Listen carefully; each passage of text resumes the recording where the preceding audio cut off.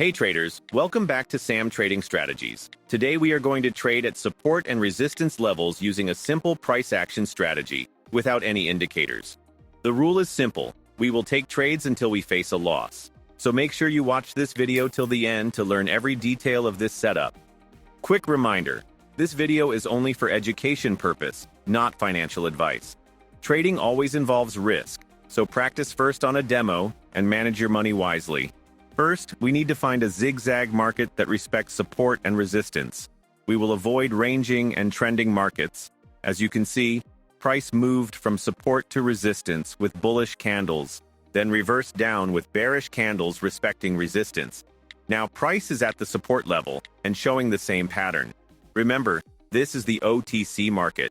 Fake moves can happen, so don't fall into the OTC trap.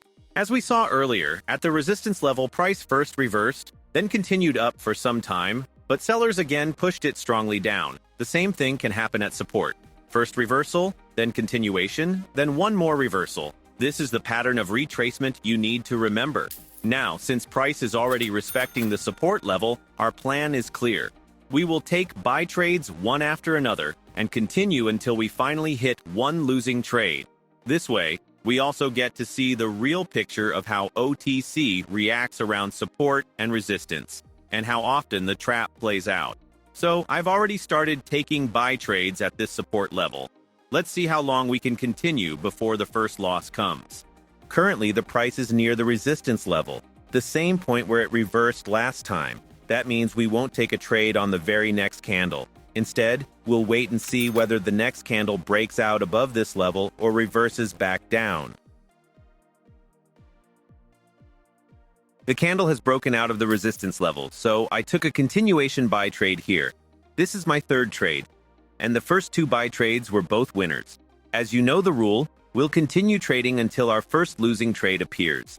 Now let's watch how this trade develops. Price is moving above the resistance zone, showing strength in the uptrend. We just need the candle to close above the level to secure another winning trade.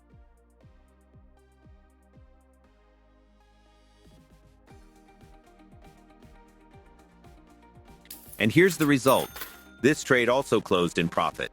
So now we have 3 winning trades in a row. As per the plan, I'll continue by taking the next buy trade as long as the trend supports it. But wait a minute. I'm not going to take buy trades one after another. I will stop taking buys at a certain level. To know that level, watch the video further. Right now, I've taken the 4th buy trade with the trend. Let's see whether price moves up to that level or reverses before it.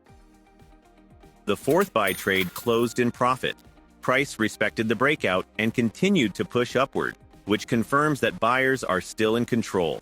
Seeing that momentum, I have entered the 5th buy trade in the direction of the trend.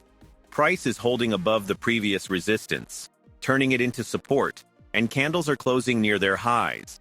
This shows strength. Let's watch how this 5th trade develops.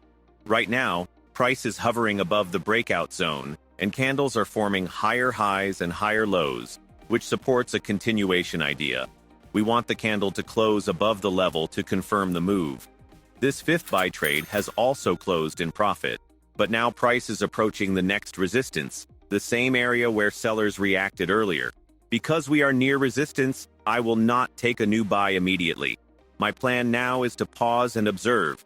If the next candle breaks and closes above this resistance, I will consider a new buy on the retest.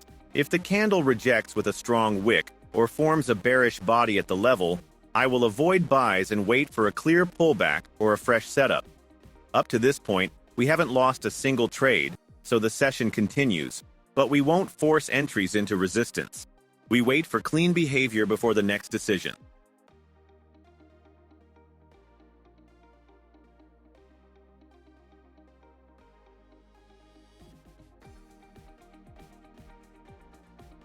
As you can see, price first reversed at resistance, then tried to continue up, and sellers hit back hard, turning the market into a downtrend. We already know this reversal continuation pattern, so I'm switching to trend continuation sell trades, because the candles show large bearish bodies and a clean break back below the mid-zone. I've entered a sell trade here with the momentum. Let's track this sell.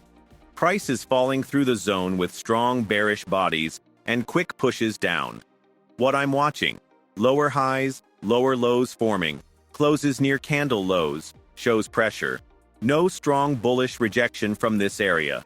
If this pressure continues, we stay with the trend until our first losing trade, as per the rule.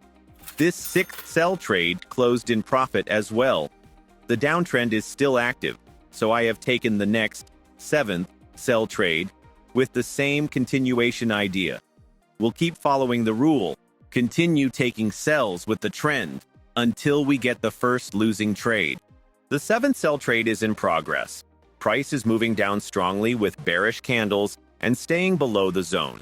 As long as it keeps making lower highs and lower lows, sellers remain in control. This seventh sell trade closed in profit as well. The price is now at the support level.